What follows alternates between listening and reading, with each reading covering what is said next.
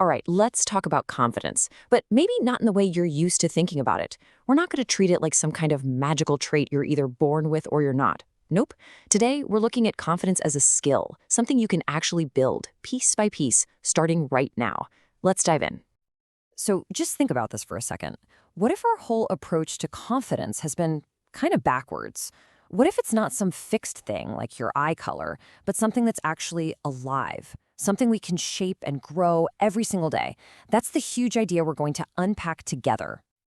So before we can start building, we got to know what we're working with. And I absolutely love this analogy from author Nathaniel Branden. He calls self-esteem the immune system of consciousness. How cool is that? It's basically what helps you bounce back when life throws a curveball. And it really breaks down into two key things. First, you've got self-efficacy, which is a fancy way of saying you trust your own mind to figure things out. And second, you have self-respect, that deep down core belief that you are worthy of happiness, period. Okay, so if we're going to build a skyscraper, we have to inspect the foundation first, right? So before we get to the how-to, let's take a look at some of the telltale signs of a shaky foundation.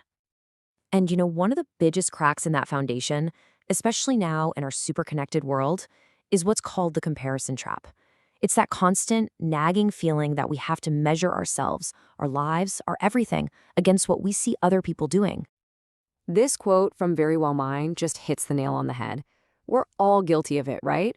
We scroll through these highlight reels of other people's lives and compare them to our real, messy, behind-the-scenes reality. It's a game you literally cannot win, and it is a massive drain on our self-worth. And hey, it's not just about comparison. Low self-esteem has a way of showing up in other parts of our lives too. Maybe it's that feeling you have no control, or you find it really hard to say no to people. Or maybe it's that nonstop critical voice in your own head. Just being able to spot these patterns, well, that's a huge first step. So if that's the problem, what on earth is the solution? Well, this is where we have to make a pretty fundamental shift. We got to stop looking for answers out there and start focusing on the internal game. And this quote from Brandon, man, this is everything.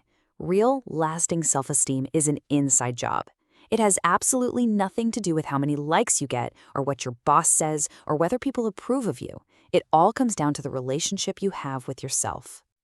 And here's what that looks like in practice. On one hand, you have this endless, exhausting hamster wheel of searching for external validation that feels good for a second, but it never lasts. But on the other hand, you have the option to build something solid from the inside out. That means practicing self-acceptance, living by your own values, and actually trusting your own judgment. That's where the real power is. Okay, the theory is great, but let's get down to business. How do we actually do this? Here's a practical, 3-part action plan you can start using today to build up that internal foundation. Our first strategy might seem a little backwards. We're not going to start with your thoughts. We're going to start with your body.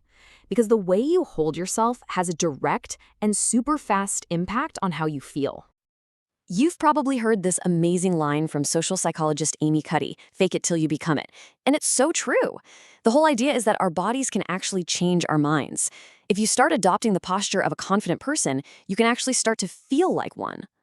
Cuddy's research gave us this super simple, concrete tool, the 2-minute power pose. It's so easy. Before a big meeting or a stressful conversation, just find a private space, like a bathroom stall, and stand in a powerful pose for 2 minutes. Hands on your hips, chest out, like a superhero. The science actually shows this can boost your confidence hormones and lower your stress hormones. It's wild. All right, so from the body, let's move on to our behavior. Strategy number 2 is all about changing your actions. Because here's a secret. Confidence isn't just a feeling you wait for. It's the result you get after you do something. The key here is momentum, and you get that through small wins. And I mean really small. Set one tiny, achievable goal today and then just do it. Change one little habit.